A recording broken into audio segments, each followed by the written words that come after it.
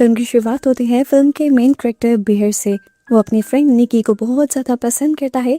वो उसे प्रपोज भी करना चाहता है, लेकिन आज तक वो कर नहीं पाया क्योंकि उसके अंदर आज तक हिम्मत ही नहीं हुई निकी को सब सच बताने की। पर अब वो ज़्यादा देर नहीं करना चाहता, इसीलिए वो अपने दोस्तों के साथ बैठकर निकी को प्रपोज करने की प्रैक्टिस कर रहा था। जब वो इस सब में बहुत ज़्यादा अच्छा हो जाता है, तब उसके दोस्त कहते हैं अब तुम्हें फौरन निकी से मिल लेना चाहिए। बियर भी अपनी सोचों में एक्साइटेड हो जाता है और फौरन खुशी खुशी घर जाता है। लेकिन जल्द ही उसकी ये खुशी गमी में बदल जाती है जब वो अपनी पेट कैट को मरा हुआ देखता है। उसकी रीजन भी वो खुद था, उसने खुद ही अपनी मेडिसिन खुली छोड़ दी थी जिसे खाने की वजह से उसकी कैट मर गई थी। इसे गिल्ट में वो सदमे में चला जाता है। कई दिन तक ना तो वो किसी से बात करता है और ना ही घर से बाहर निकलता है। और इस दौरान उसकी दुनिया तकरीबन बदल जाती है जब उसे पता चलता है कि निकी तो अब एक दूसरे मुल्क जाने वाली है पढ़ने के लिए और शायद अब वो बियर को मिल ही ना पाए। इस चीज ने बियर की इस हिली हुई जिंदगी को और हिला दिया था। वो समझ गया कि अब उसके पास आखिरी मौका है। बियर को यौन के जरिए निकी की दी हुई पार्टी का इनविटेशन मिलता है और बियर समझ जाता है कि अब वो ये मौका नहीं गवा सकता। इसीलिए फौरन वो अच्छे से ड्रेसअप करता है और दोबारा मिरर में खड़े होकर निकी को प्रपोज करने की तैयारी करता है। और उसके बाद उसकी दी हुई पार्टी में जाने से पहले वो एक ज्वेलरी स्टोर में जाता है।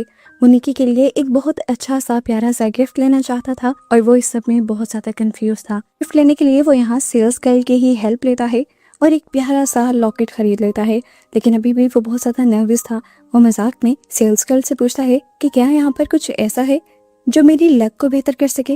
वो सेल्स गर्ल हंसती तो है लेकिन उसे कुछ लकी चार्म्स दे देती है। इन सब में से भी उसे कुछ पसंद नहीं आता और उसकी नजर पड़ती है एक स्टिक पर जिस पर लिखा हुआ था कि तुम इसके जरिए अपनी कोई भी एक विश पूरी कर सकते हो। वो इसे देखता है, हैरान होकर हंसता है और सेल्स गर्ल से पूछता है क्या ये सच में काम करता है। ये सुनने के बाद अचानक से सेल्स गर्ल का चेहरा अजीब हो जाता है और वो बहुत ही सीरियस होकर उसे बताती है कि जिसने भी इसे इस्तेमाल किया उसके लाइफ वापस पहले जैसी नहीं रही।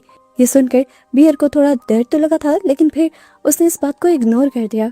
ऐसी अजीब बातों पर उसे कभी बिलीव था भी नहीं, लेकिन आज क्योंकि मामला उसके प्यार का था इसीलिए वो स्टिक को ले लेता है। अब आ जाता है वो पार्टी में।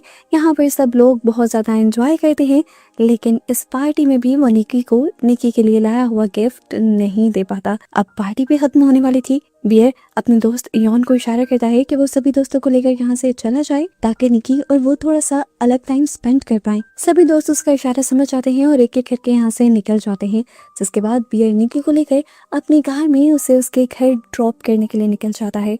अब पूरे रास्ते में वो उसे प्रपोज करना चाहता था, अपनी फीलिंग बताना चाहता था, लेकिन वो कंफ्यूज रहा। जितनी उसने प्रैक्टिस की थी वो सब भूल गया था। इस टाइम उसे कुछ समझ नहीं आ रहा था। दिमाग में 100 बातें थी उसके और इसी सब के दौरान निकी का घर भी आ जाता है और बियर आज भी अपनी फीलिंग बिना बताए रह जाता है। निकी अब कार से निकल कर जैसे ही जाने लगती है तो बियर तड़प कर उसे आवाज देता है। निकी रुकती है, उसे पूछती है क्या हुआ बियर। लेकिन बियर इस बार भी उसे कुछ नहीं कह पाया था, लेकिन उसकी आंखें बोल रही थी जो वो कहना चाहता था। निकी वो फील करती है और उसे पूछती है क्या तुम मुझसे प्यार करते हो। ये सब उसके मुंह से सुनना बियर के लिए बहुत ज्यादा शॉकिंग था। इस शॉक में वो कुछ भी बोल नहीं पाया और निकी भी मुड़कर यहाँ से चली गई। और इस टाइम पर जाकर उसे झटका लगा, ये उसने क्या कर दिया था। इतना गोल्डन चांस था, लड़की ने खुद उसे बोला था, उसे एक हाँ ही तो कहना था। वो ये सब कुछ ठीक करना चाहता था और इसी पैनिक सिचुएशन में वो उस स्टिक को निकालता है जो वो ज्वेलरी शॉप से खरीद कर लाया था और उसे तोड़ते हुए एक विश मांगता है कि निकी उससे बहुत ज्यादा प्यार करने लगे। उसके इस विश को मांगते ही यहाँ पूरी जगह अजीब सा सन्नाटा फैल जाता है और हमें मूवी के इफेक्ट्स के जरिए फील करवाया जाता है कि जैसे सच में वो जादू काम कर रहा है। लेकिन अभी ये बात बियर को पता नहीं थी। बियर कार चलाकर वापस जाने ही वाला था, लेकिन उसने नोटिस किया कि निकी गेट पर खड़े उसे ही देख रही है। बियर के जाने से पहले निकी भागकर उसके पास आते हैं और एकदम से उसे पूछते हैं क्या मैं तुम्हारे साथ तुम्हारे घर चल सकती हूँ। बियर हैरान होकर पूछता है क्यों, क्या हुआ। इस टाइम उसकी आंखें भी बहुत अजीब लग रही थी, जैसे वो तड़प रही हो या डर रही हो। वो बताती है कि हाँ मैं डर रही हूँ, मैं आज अकेले नहीं रहना चाहती, मुझे आज तुम्हारे साथ रहना है। बियर कहता है हाँ क्यों नहीं, तुम चल सकती हो मेरे साथ घर। ये सुनते ही निकी उसकी कार में बैठ जाती है और कार में बैठते ही सो जाती है। उसके इस अजीब बिहेवियर ने बियर को भी कंफ्यूज कर दिया था। खैर वो उसे लेकर घर आता है और फिर उसे जगाता है। घर आते ही निकी उसके रूम में चली जाती है और जाकर उसी के बेड पर बैठ जाती है। बियर हैरानी से पूछता है कि तुम अचानक से मेरे घर आई कैसे, तुम्हारा तो प्लान भी नहीं था। तब निकी रोते हुए उसे बताती है कि मेरे मॉम डैड दोनों बहुत ज्यादा बीमार हैं। मॉम तो कैंसर की आखिरी स्टेज पर हैं, वो कभी भी मर सकती हैं और मैं इस दुख को अकेले झेलना नहीं चाहती, इसलिए मैं तुम्हारे पास आई हूँ। उसके आंसू देखकर बियर को उसकी बातों पर यकीन आ गया था। अब वो उसके पास बेड पर आ जाता है और निकी उसके कंधे पर सर रख देती है। निकी अब उसके बहुत करीब आ चुकी थी और इन सारी चीजों पर उसे बिल्कुल भी बिलीव नहीं हो रहा था। बियर डर भी रहा था। अभी जो निकी उसे बहुत ज्यादा प्यार कर रही थी, अचानक उसका बिहेवियर चेंज हो जाता है एकदम से, ऐसे जैसे वो उसके जादू के वश से बाहर निकल आई है। वो हैरान होकर सीरियस तरीके से बियर को देखती है और उसे पूछती है तुम यहाँ क्या कर रहे हो और मैं यहाँ कैसे आई। वो उसे धक्का देकर दूर हो जाती है और बियर भी कंफ्यूज हो जाता है। वो उसे बताता है कि तुम जिद कर मेरे साथ यहाँ आई हो और इस टाइम तुम मेरे घर पर हो। वो अभी सब कुछ सोच रही थी कि तभी दोबारा से वो हंसने लगी, ऐसे जैसे जादू का असर दोबारा उसके ऊपर होने लगा था और अब वो बियर के और भी ज्यादा करीब हो गई। उस रात बियर को फिर दोबारा नींद ही नहीं आई, क्योंकि जिस तरह से उसने एक मर्तबा बियर के साथ हैरानी का इजहार किया था, बियर को समझ आ गई थी कि जरूर ये सब उस जादुई लकड़ी की वजह से हुआ है। और अगर ऐसा है तो निकी उससे प्यार नहीं करती, ये सब बस एक जादू है, एक भरम है और इसी भरम का उसने गलत फायदा उठाया है। सुबह उठते ही वो उस लकड़ी के बारे में रिसर्च शुरू कर देता है, लेकिन इंटरनेट पर उसे कोई भी इंफॉर्मेशन नहीं मिलती। वो अब और भी ज्यादा कंफ्यूज होने लगा था। जिस चीज की इंफॉर्मेशन इंटरनेट पर थी नहीं तो वो उस चीज पर कैसे बिलीव कर सकता था। अब उसे लगने लगा हो सकता है कि निकी भी उससे प्यार करती हो। इसी सारी कंफ्यूजन में वो उठकर जब किचन में जाता है तो उसकी जान ही निकल जाती है। वो देखता है कि निकी ने उसकी मरी हुई बिल्ली के पास एक अजीब सा रिचुअल किया था।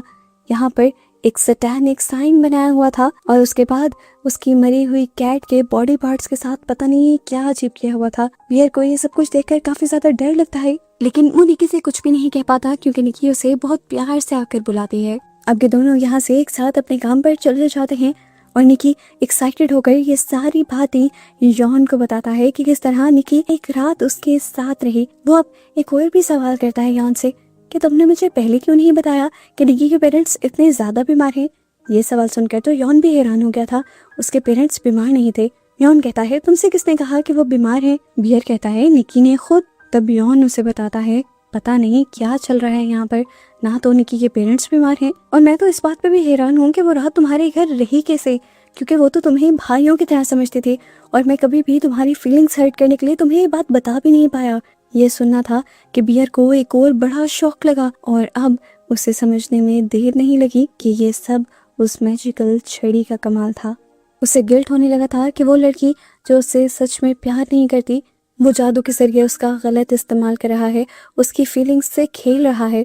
वो ऐसा नहीं करना चाहता था। अब वो निकी को अपने से दूर करना चाहता था, पर वो कर भी नहीं पा रहा था क्योंकि निकी जो उससे इतना ज्यादा प्यार शो करती थी। ऐसे ही दिन गुजरते रहते हैं। ये लोग एक साथ बहुत एंजॉय करते हैं, खाना एक साथ खाते हैं, हर काम एक साथ करते हैं और इस सारे टाइम पे बियर की लाइफ ऐसी हो जाती है जैसे उसने इमेजिन की थी। उसे लगने लगा था कि वो जन्नत में रह रहा है और वो बहुत ज्यादा खुश था। अब वो निकी को डिनर करवाने के लिए लेकर आता है और डिनर के दौरान वो निकी से सवाल करता है तुम्हारे पेरेंट्स सच में बीमार हैं क्या। निकी का चेहरा एकदम से बहुत ज्यादा सीरियस हो जाता है और वो उसे कहते हैं नहीं नहीं नहीं नहीं। उसने जितनी मर्तबा ये नहीं बोला था, हर मर्तबा एक नए एक्सप्रेशन के साथ बोला था, कभी हैरान होकर, कभी परेशान होकर और कभी हंसते हुए, यहाँ तक कि वो नहीं बोलते बोलते खड़ी भी हो जाती है और रोने भी लग जाती है। वो इतनी मर्तबा नहीं बोल चुकी थी और इस तरह का बिहेवियर रख रही थी कि अब बियर को भी डर लगने लगा था। वो बहुत मुश्किल से निकी को संभालता है और जल्दी जल्दी डिनर खत्म कर उसे घर ले आता है। अब घर आने के बाद भी अजीब तरीके से निकी बियर के करीब करीब रहती है, यहाँ तक कि वो तो उसके पीछे पीछे वॉशरूम तक भी जाती है और अब बियर को ये चीजें अजीब लगने लगती हैं। खैर ये दोनों अब सो जाते हैं और आधी रात में जब बियर की आंख खुलती है तब वो निकी को एक कोने में खड़ा हुआ देखता है। इस टाइम कभी वो हंस रही थी, कभी वो रो रही थी और उसकी हालत बहुत ही ज्यादा खराब थी। वो ऐसे एक्ट कर रही थी कि जैसे वो किसी चीज के पोजेशन में हो, किसी चीज ने उसे अपने कब्जे में किया हुआ हो। इसके बाद वो अचानक से एक वॉच उठा लेती है और उसे अपने मुंह के सामने रखते हुए अजीब सी वॉक करते हुए बियर के सामने आती है। वो इस टाइम इस तरह चली थी जैसे वो कोई इंसान ना होकर शैतान हो। अचानक वो अपने मुंह के साइड से वो वॉच उठाती है और बियर को डराने की कोशिश करती है और बियर डर भी जाता है। इसके बाद वो हंसते हंसते बिस्तर के ऊपर गिर जाती है और एक मर्तबा के लिए बियर को लगता है कि क्या पता वो प्रैंक ही कर रही हो, लेकिन अब ये सारी चीजें उसे अजीब लगने लगी थी। अब हर गुजरता दिन पहले से ज्यादा अजीब होने लगा था। निकी का प्यार बियर के लिए जुनून बनता जा रहा था। वो उसे घंटों खड़ी देखती रहती थी, यहाँ तक कि अब तो उसकी स्माइल भी बहुत अजीब हो गई थी और बियर को उसकी स्माइल से भी डर लगता था। और इन सारी चीजों से परेशान होकर अब वो ये सारी चीजें अपने फ्रेंड से डिस्कस करने के लिए आ जाता है। ये लंच का टाइम था, दोनों अपना लंच कर रहे थे और बियर सारा को बता रहा था कि निकी से मैं प्यार तो करता था, लेकिन अब निकी वो निकी नहीं रही जिससे मैं प्यार करता था। वो अजीब हो गई है, हर तरफ मेरे इर्द गिर्द मंडलाती रहती है और कभी कभार तो मुझे उसकी हरकतों से डर भी लगता है। इस टाइम वो सैंडविच खा रहा था, लेकिन सैंडविच का बाइट लेते हुए ही उसे एक अजीब सी फीलिंग आती है कि सैंडविच बहुत ज्यादा अजीब लग रहा था। उसने जब सैंडविच को खोल कर देखा तो इसके अंदर उसी की मरी हुई बिल्ली का मीट था और ये देखकर वो बहुत ज्यादा डर जाता है और उसका दिल इतना खराब हो जाता है कि उसे फौरन वॉमिट हो जाती है। यहाँ तक कि वो तो अपना लंच भी गिरा देता है। अब तो वो समझ गया था कि निकी वो निकी नहीं रही जिसे वो जानता था। वो समझ गया कि निकी को जरूर किसी ईवल पावर ने पोसेस कर लिया है, जिसकी वजह से वो ऐसी हरकतें कर रही है।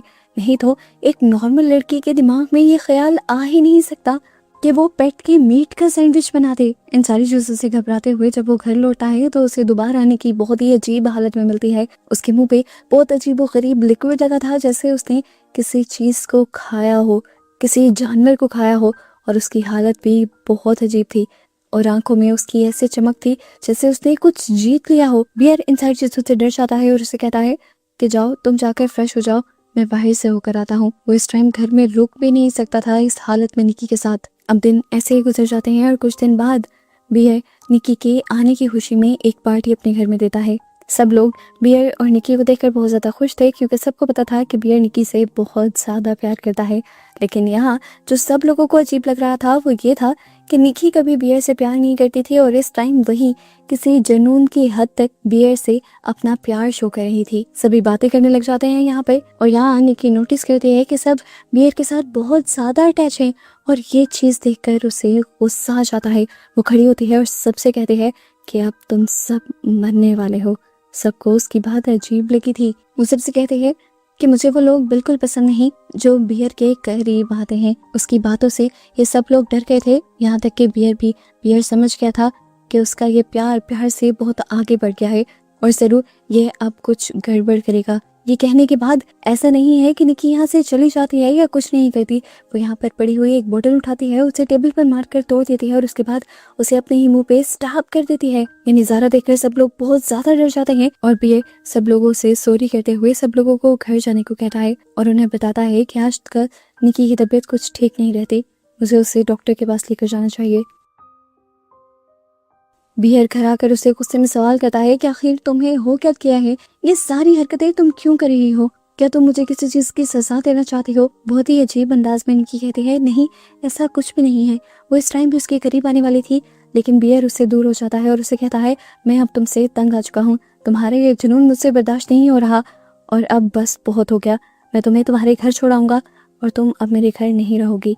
ये कहकर वो रुकता नहीं है बल्कि यहाँ से चला जाता है। और इन बातों के बाद निकी गुस्से में आ जाते हैं। वो फौरन किचन में जाती है और एक बड़ा सा चाकू निकाल लेती है और उसे लेकर बियर की तरफ बढ़ने लगती है।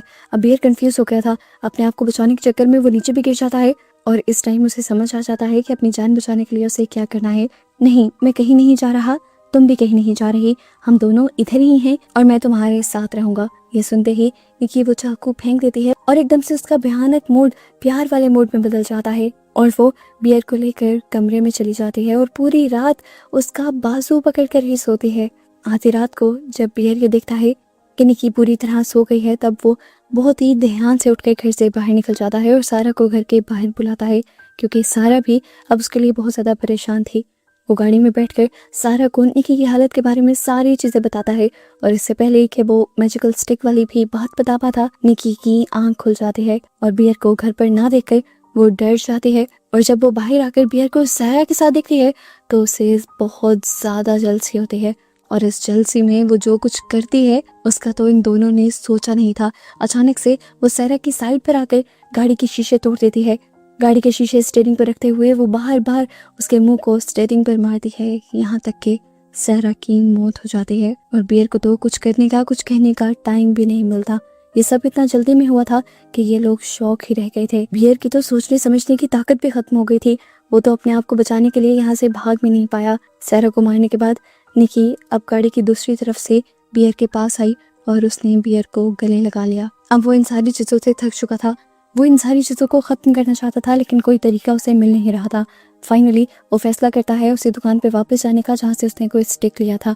वो यहाँ उसी सेल्स गर्ल को सारी बात बताता है कि किस तरह उसने उस वुडन स्टिक से एक विश मांगी थी और वो विश उसके ऊपर उल्टी पड़ती जा रही है और अब उसे उस सब चीजों से बाहर निकलना है। यहाँ पर वो लोग उसे बताते हैं कि इन चीजों से निकलना आसान नहीं। विश एक बार मांगी जाती है और वो पूरी भी होती है और उस विश को कोई भी अंडू नहीं कर सकता। बहुत सोचने के बाद ये लोग एक हल निकालते हैं कि क्यों ना बियर के लिए कोई दूसरा इंसान विश मांगे। ये हल सबको बहुत अच्छा लगता है। बियर बिना सोचे समझे एक और स्टिक खरीदता है और अपने दोस्त यॉन के पास जाता है। वो उसे सारी बात बताता है कि किस तरह ये स्टिक काम करती है और उसे अब इस स्टिक को बियर के लिए इस्तेमाल करना है और ये सोचना है कि बस बियर की लाइफ पहली जैसी हो जाए। यॉन ये सब करने के लिए तैयार था। वो स्टिक को पकड़ भी लेता है, लेकिन तभी उसके दिल में लालच आ जाता है। वो दिल में ये विश रखने के बजाय कि बियर की लाइफ सेट हो जाए, ये विश रख लेता है कि उसे बहुत सारी दौलत मिल जाए। और जैसे ही उस स्टिक को तोड़ता है तो ऊपर से पैसों की बारिश होने लग जाती है और ये देखकर बियर टूट जाता है कि इस टाइम उसके दोस्त ने भी उसे धोखा दे दिया और अब ये विश ठीक नहीं होगी। अब टूटा हुआ बियर घर आता है और निकी को उसी अजीब डरावनी हालत में देखता है। इन चीजों से वो डर चुका था, थक चुका था और अब उसे एक आखिरी हल याद आता है। उसे याद आता है कि सेल्सगर्ल ने बताया था कि जिस आदमी ने विश मांगी हो, अगर वो आदमी मर जाए तो उसी के साथ ये विश खत्म हो सकती है। और अब वो इस विश को खत्म करने के लिए यही फैसला करता है। वो कुछ पल निकी को बहुत प्यार से देखता है और उसके बाद एक गन लेकर अपने मुंह में गन रखकर शूट कर देता है और मर जाता है। उसके मरते ही अचानक से उसकी मांगी हुई विश भी खत्म हो जाती है और निकी भी उस विश की पावर से बाहर निकल आती है और होश में आ जाती है। होश में आने के बाद उसे कुछ याद नहीं रहा था कि पिछले कुछ दिनों में उसके साथ क्या हो गया था।